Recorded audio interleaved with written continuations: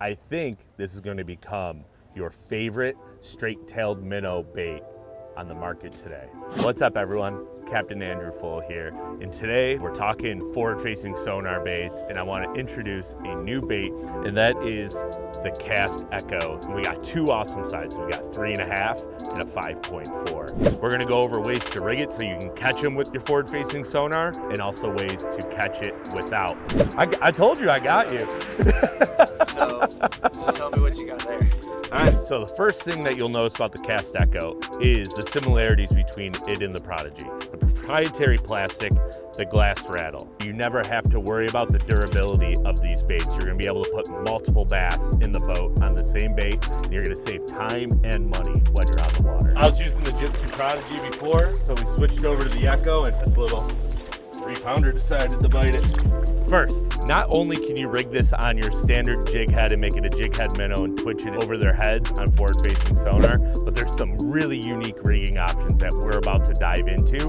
And the first one is going to be the hover rig. Insert the nail weight here with like a mushroom style head, unweighted hover rig hook in the top. And what's unique about this action and rigging styles, when you cast it out, you can shake it in front of the fish like your traditional jig head minnow. But if they're chasing and they're non-committal, you can actually burn this bait back in this rigging style, and this bait will never blow out. You're gonna have this beautiful tight wobble to it that's super realistic, and that's gonna help you put a couple extra bass in the boat.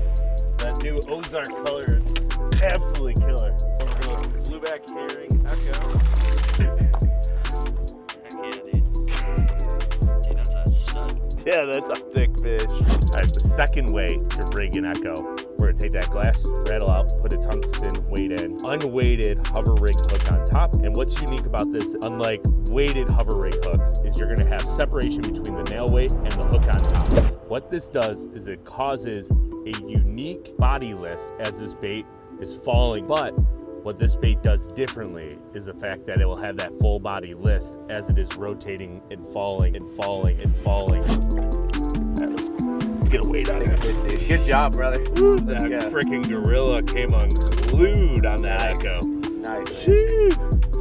The third way to rig the Cast Echo is on an underspin. Here we have a queen tackle underspin. What's cool about this is the fact you're getting dual purpose out of the Cast Echo. You have the blade shimmying, rotating down there, creating lots of flash, but also if you're ticking it on the bottom, you have this glass rattle that's emitting a secondary noise to those fish that enhance the fish catching ability when you have bright sun and they don't want to feed on anything else. Cricket tickling them in the face and got a good one to bite.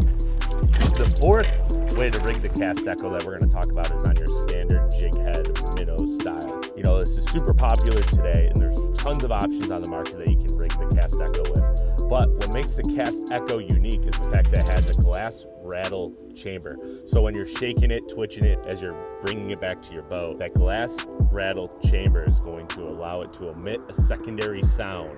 So it adds to the fish catching ability of the Cast Echo, and that's going to allow you to get more bites. Tell me we're not using the right bait today.